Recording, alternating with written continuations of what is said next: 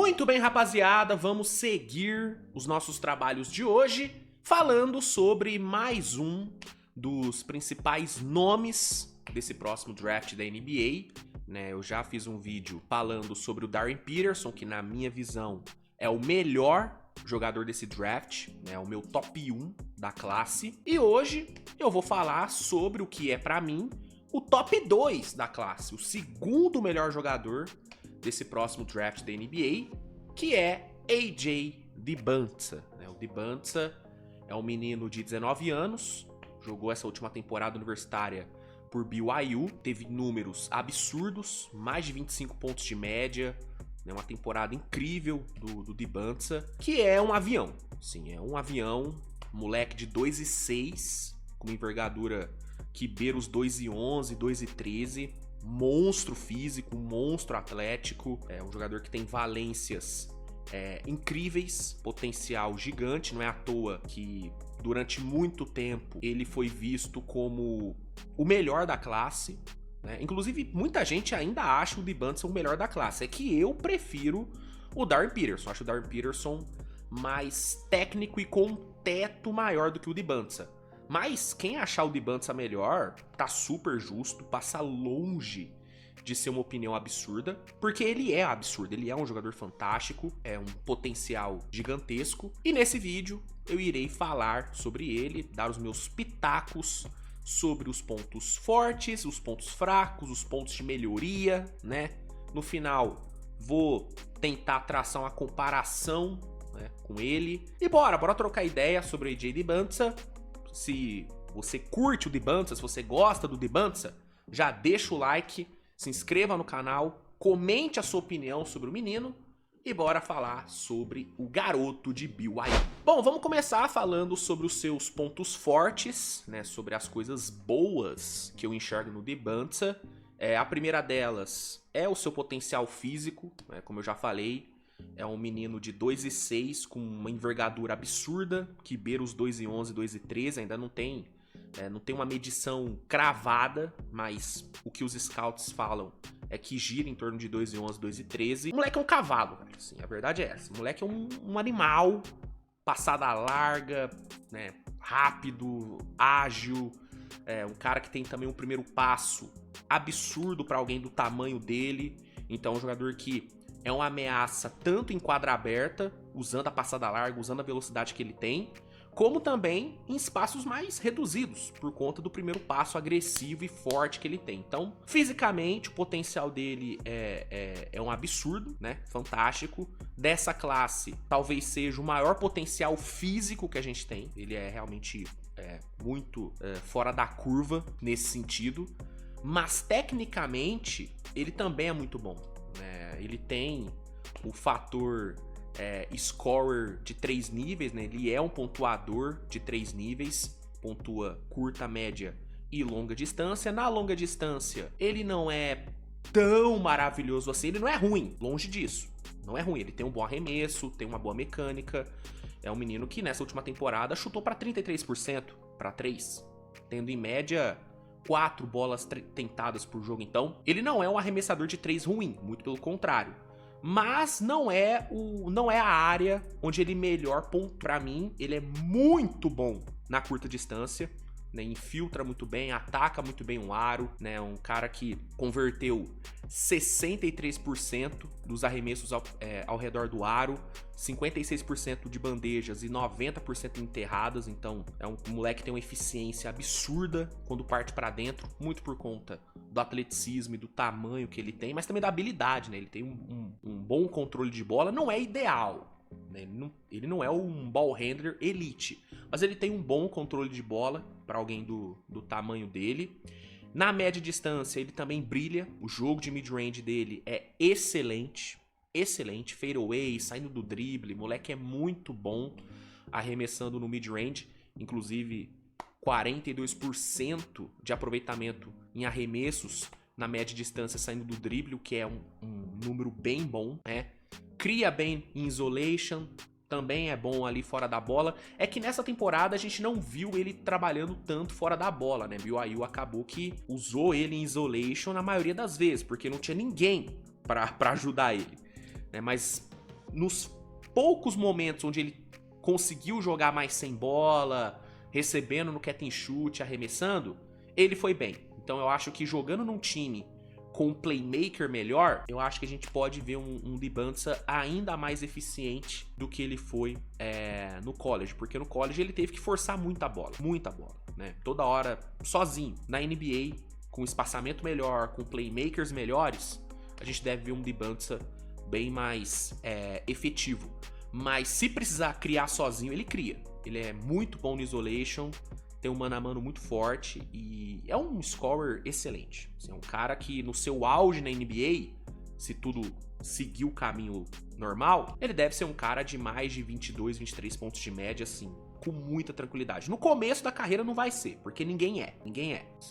Mas no prime dele, eu acho que ele vai ser um cara de 23, 24 pontos de média, com uma eficiência muito boa e com um jogo de mid-range e curta distância bem fortes e com uma bola de 3, espero eu, cada vez melhor. A eficiência da bola de 3 dele também não foi mais alta pelo mesmo motivo, né, da questão de não ter ninguém para passar a bola para ele. Tendo um playmaker melhor, criando situações de wide opens, o aproveitamento dele para 3 também deve subir. Uma outra coisa muito interessante no Dembélé, que casa muito com a questão do físico dele, é o potencial defensivo. Se você me perguntar, Luiz, hoje o Dembélé, ele é um ótimo defensor? Eu vou te falar que não. Ótimo ele não é, mas ele tem potencial para virar um ótimo defensor. Pelo fato dele jogar num time que não era tão excelente assim, acabou que ele teve que carregar o ataque sozinho, né? E aí, quando você tem um gasto de energia tão grande assim no ataque, é difícil você ter a mesma dedicação e o mesmo fôlego na defesa. Normalmente você abdica da defesa para se esforçar mais no ataque. Eu acho que foi isso que rolou com o Dembélé nesse ano, porque fisicamente ele tinha potencial para entregar uma defesa muito melhor do que ele acabou entregando. Se você puxar os números defensivos do Dembélé, são números muito qualquer coisa. Muito qualquer coisa. Ele não teve números defensivos tão bons como, citando um exemplo, Cooper Flag, né? Que temporada passada em Duke foi um monstro no ataque, mas também foi um absurdo na defesa. Mas é que ele também tinha muito mais ajuda, né? O Cooper Flag jogou com Maluat, jogou com Cole Knipel, né? Então, assim, os dois melhores novatos da NBA jogaram juntos em Duke. Então, as obrigações ofensivas do Cooper Flag não eram tão grandes quanto as obrigações que o Dembélé teve que ter em BYU. Então, isso é só pra explicar o porquê que a defesa dele não foi tão boa nessa temporada no college. Eu acho que na NBA a gente vai ver um Dembélé melhor defensivamente. Agora, o quão melhor, eu não sei. Pelo potencial físico que ele tem, tamanho e envergadura, eu acredito que ele tende a ser um defensor muito bom. Um cara capaz de marcar mais de uma ou duas posições, um cara bom nas trocas, um cara capaz de gerar bons mismatches defensivos para ele, mas isso é potencial. A defesa do Dembélé hoje, para mim, ela tá muito mais na base da teoria do que na prática. Na prática, a gente viu um Dembélé defendendo qualquer coisa. Assim, uma posse defensiva boa, 2, 3 ruins, né? Uma posse defensiva elite e 2, 3, 4 onde ele dormiu, onde ele não leu direito o ataque, onde ele ficou perdido na rotação. Então, não dá pra avaliar 100% a defesa do Dembélé por essa temporada dele em BYU. Pelo potencial, eu coloco a defesa dele como algo positivo, pelo potencial. Mas aí a gente vai ter que ver na NBA se isso vai se traduzir, né? Mas fica como ponto positivo. Como ponto negativo, eu coloco a inconsistência defensiva. Não deixa de ser um ponto negativo, ele tem essas oscilações. A tomada de decisão do Dembélé muitas vezes não é a melhor, né? Ele força alguns arremessos que não precisava, se coloca em situações que ele não precisava se colocar, né? Falta pra ele um pouco mais de leitura de jogo, sabe?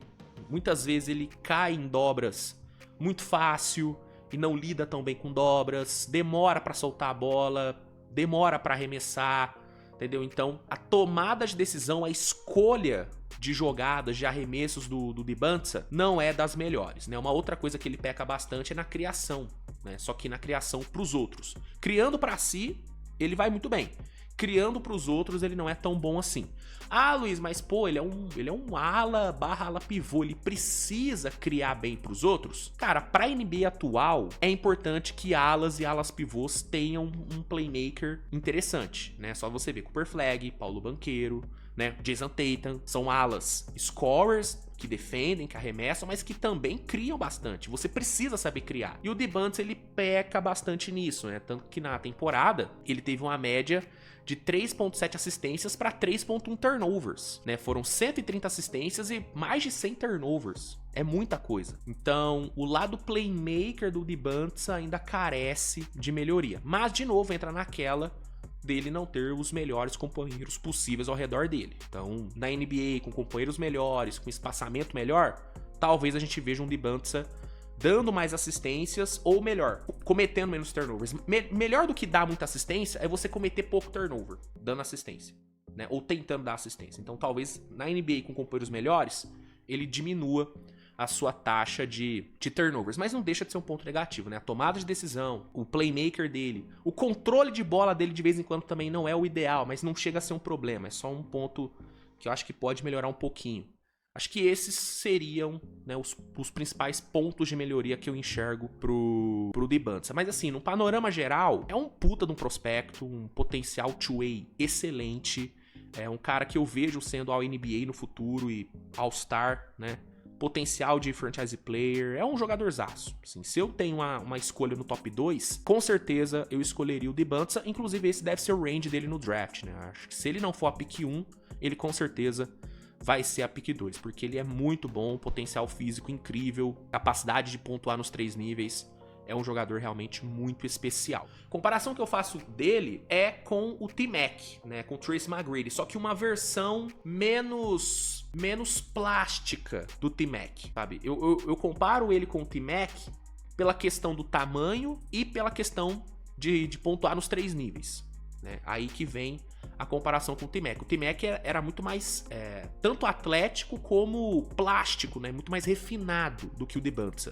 Mas pela questão física e de pontuar nos 3 níveis, eu comparo ele com o T-Mac. Também dá pra comparar um pouco com o Jaylen Brown, né? Uma versão maior e com mais envergadura do que o Jaylen Brown. Mas a comparação que eu gosto mesmo do DeBunts é com o nosso querido T-Mac. Só torço, né, pra que ele tenha uma carreira melhor do que a do T-Mac, né? Que acabou sofrendo muito com lesões durante toda a sua carreira, né? Mas é isso, né? Pra mim o DeBunts é isso. Puta prospecto, né? Essa versão menos bonita, né, de se ver do T-Mac. Gosto dele. Eu quero saber a sua opinião. Gosta do DeBunts? Concorda com os meus pontos sobre ele? Manda nos comentários. Se gostou, deixa o like, se inscreve no canal, compartilha o conteúdo. Não se esqueça de comentar qual o próximo jogador que você quer que eu analise aqui no canal. Muito importante seu comentário. E é isso, gente. Obrigado a todos. Tamo junto. Grande beijo e tchau.